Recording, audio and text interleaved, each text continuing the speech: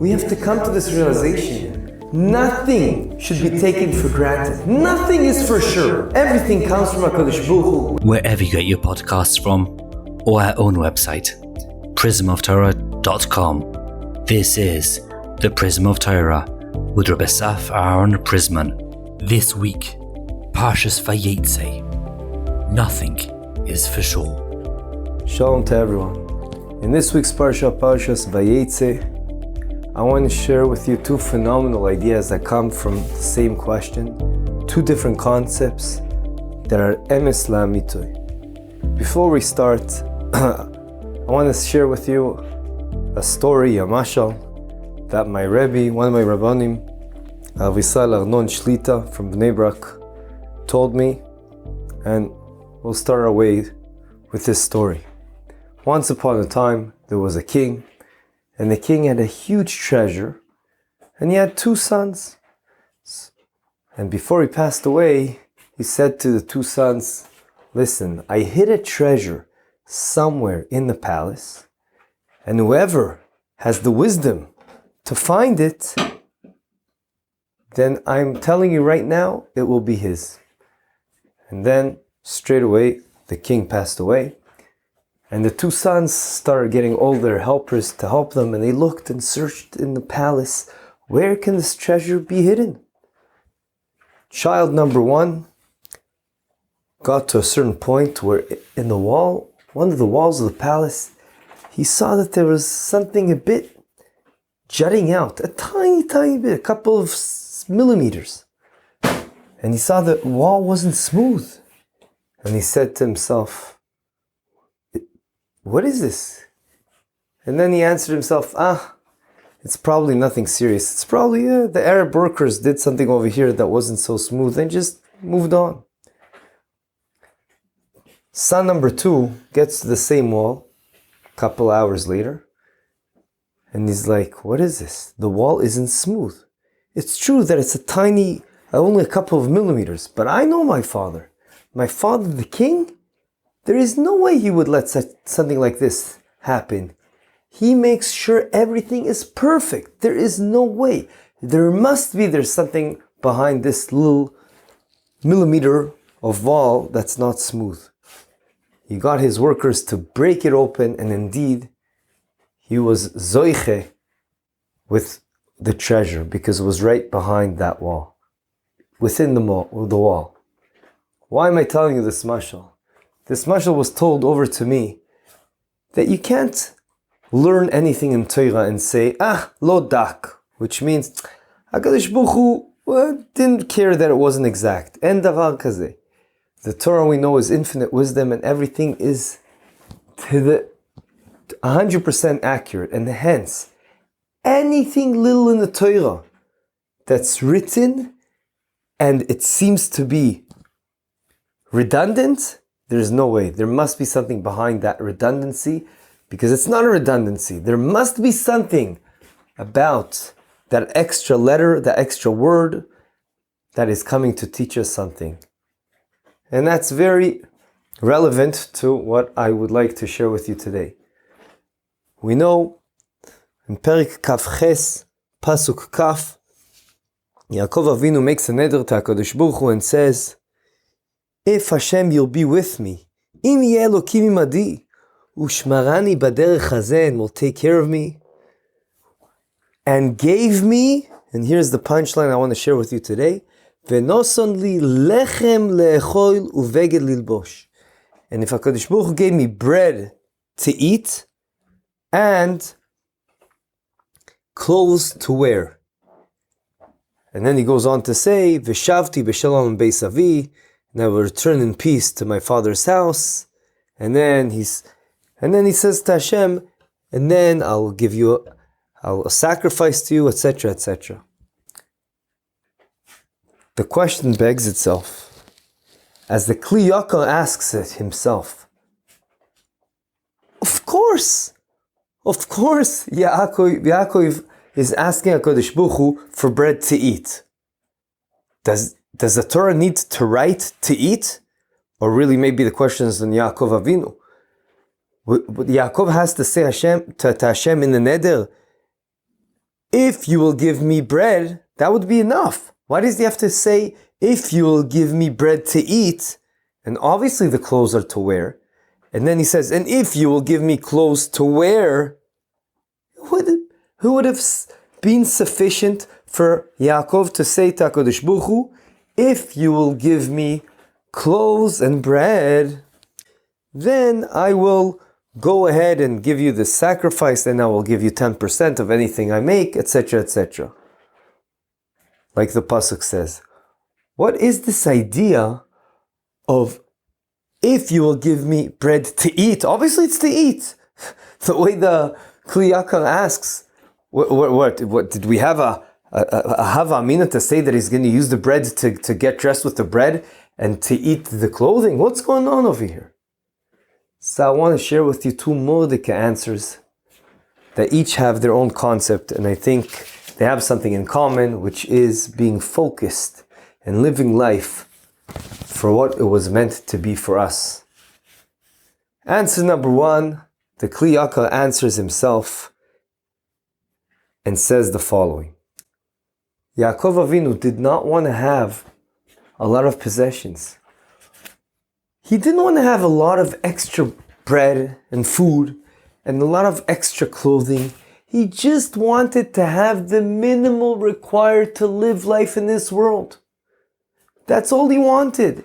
And therefore he asked Hashem, please, just give me what I need in order to live. I just want the necessities. I do not want luxuries. I do not want motarot. Motarot are extra. I just want the basics in order to live life and to do my mission in life, my tikkun in this world. Like the Mesilas Yesharim says, don't forget why we're here. This world is just a hallway, a prosder for olam haba. And anyone that uses it just for physical pleasures is abusing this world. Because it's Ad Kedei Kach he calls it me'ila. Because this world is meant for us to be able to perform mitzvahs, Torah, and get close to Hashem. And obviously Yaakov had this in his mind, and he was focused and realized what life is all about. And that's what he requested from Hashem. Just like Shlomo HaMelech asks in Mishlei, Perek Lamed, Pasuk Ches, Rash ve'oisher al titen li. Please, don't make me poor, but also don't make me rich. Because he knew that what that does to a person, it can easily push him to the side and not allow him to go in the straight path of what life is all about. Being rich makes it a lot more difficult to be focused, having a life of luxury, of not just necessities, but luxury is very difficult to live a life like that. And still, it's possible, and a lot of people do it, Baruch Hashem, but it's difficult to live such a life and yet still be focused and maximize our potential in this world to get close to Hashem and to perform mitzvahs, chesed, and learn Torah. Rav Kornfeld spoke last week, the Rav of our Kehila over here, and he said that it was known that the Chafetz Chaim wasn't so happy to give brachas all the time. Why? Because who knows if it's good for you? Most people ask to have more money, to have this. Who said that that's good for them? So too here, Yaakov is coming to HaKadosh Baruch Hu and says, HaKadosh Baruch Hu, please just give me what I need and not more than that. I don't want to get extra luxuries, as the Mesilas Yesharim speaks about also in Parshas over there. He speaks that the highest level, a very high level a person can reach is a level where he doesn't want to have extra luxuries. He just uses this world for the basic necessities in order to ensure he performs his goals and what life is all about. And therefore, the Yakar goes on to explain that also the next pasuk is part of his Tnai to Hashem. He says to HaKadosh Baruch Hu, I am making you a neder right now that if you will give me only basic necessities, and that's all I want, because that will ensure that I will come back home at peace. Veshavti b'shalom beis avi. It sounds like that's the result, but it's not. That's part of the Tnai, says Rashi. Veshavti b'shalom beis avi. I will return in peace to my father's house. What does Rashi say on this pasuk? Shalem minachet. I want to ensure that I don't learn from the bad ways that Lavan is living, and I will be there. So please give me only basic things I need. If I have too much, it may negatively affect me. That's what Yaakov Avinu is asking HaKadosh Baruch Hu. Now we know from the story that indeed Yaakov was able to have, at the end, HaKadosh Baruch Hu gave him a lot of wealth as well. But that's not the point right now. We're viewing it from Yaakov's perspective. What he was asking for HaKadosh Baruch Hu. He was asking, please give me just the basic minimum I need to live life. And that's lesson number 1 for us. That we have to be focused and ensure we try to take the minimum we need. And everyone has to do their cheshbon nefesh. What is the minimum I need? We don't want to live a life of having more than what we need. The shiurim I used to go to, Rav Boyer, he always says that people in our lifetime, in our generation, are looking for long-term simcha, happiness, in the wrong place. They're looking for it in the world of luxuries. But that's not where you get it. The long-term happiness comes from the world of amal, of working hard for something. Whoever works hard for something, he realizes that pleasure of working hard and going for something specific, and you manage to reach that goal, that gives you the best feeling that lasts with you forever. As opposed to physical luxuries in this world, that you get a sense of, I would say, fake happiness. It makes you feel good, but it doesn't last. And you know what the proof for this is? HaKadosh Baruch Hu created the world in a way that if you continue with the same physical pleasure without breaks over and over again, not only are you not going to enjoy it, but at some point you will even reach a stage where you will be repulsed by the same thing. Take your favorite song, take your favorite food item. It's interesting, Agav, that when it comes to food, the only 2 food items a person will never get sick of, even if he lives only on those 2 things, is bread and water. Why? Because they represent the basic necessities of what a person needs. And that's exactly, interestingly enough, what Yaakov is asking for. Lechem leechol, bread to eat, because bread represents this idea. Rav Moshe Feinstein, and it's also brought down by the Shach, a similar answer. He comes to answer this question from a totally different perspective, but it's also a mored yesod. As we said, shivim panim la Torah, the Torah is here to teach us. It's not just chas v'shalom, a history book.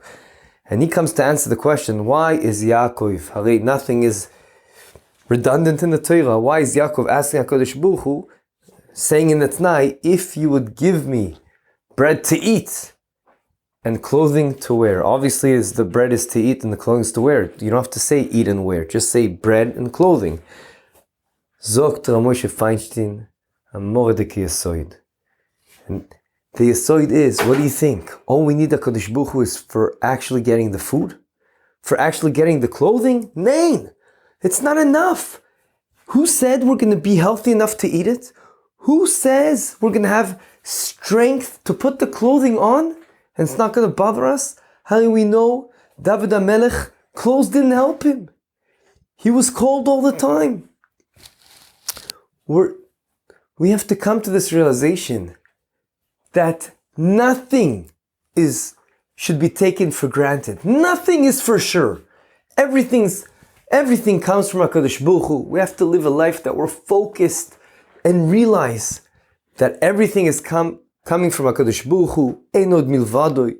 It's only thanks to Hashem. It's not like a person can say, oh, if only I had these food items in my fridge. That's not enough. And who said you're going to be able to eat them?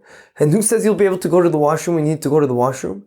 Every second of our day that we're able to breathe and that the heart is pumping and the list goes on. Everything. We have to realize it's only because HaKadosh Baruch Hu is giving it to us. It's hafuch from koichi v'oitzim yadi. It's not me. It's only HaKadosh Baruch Hu. And that is what Yaakov realized. Because it's so clear to him what life is all about. So obviously the way he asked makes this neder with the t'nai. He says, HaKadosh Baruch Hu, if you prepare me food and you give me also clothing, to what? That's not enough. And I'll be able to, HaKadosh Baruch Hu, He'll give me the strength, He'll give me the ability to eat, the ability to use the clothing that will serve their purpose and warm me and take care of me and protect me from the rain, etc.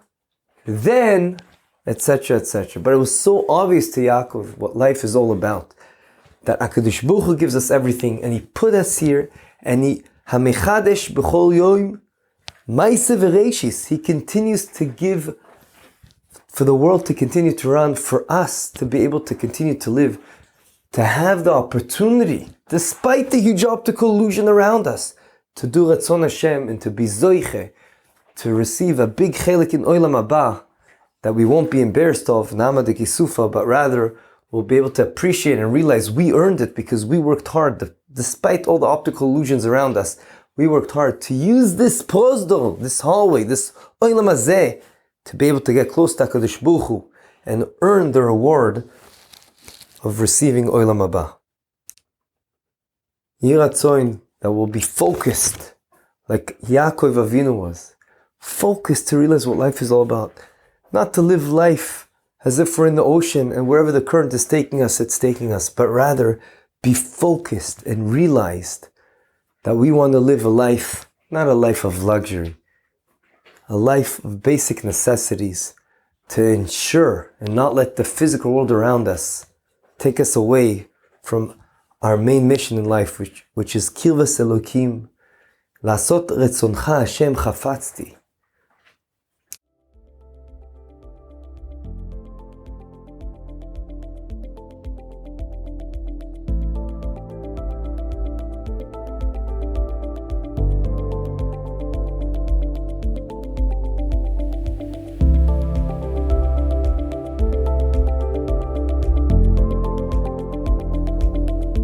Thank you for joining us. This is the Prism of Torah. Visit our website, prismoftorah.com, where you'll find a full archive of hundreds of past Divrei Torah. Subscribe to the podcast, leave us a review, and don't forget to share with your friends and family. Sponsorship opportunities are available for all of our episodes. Thank you, Yonavefa, for your recording equipment. Produced by Eli Podcast Productions.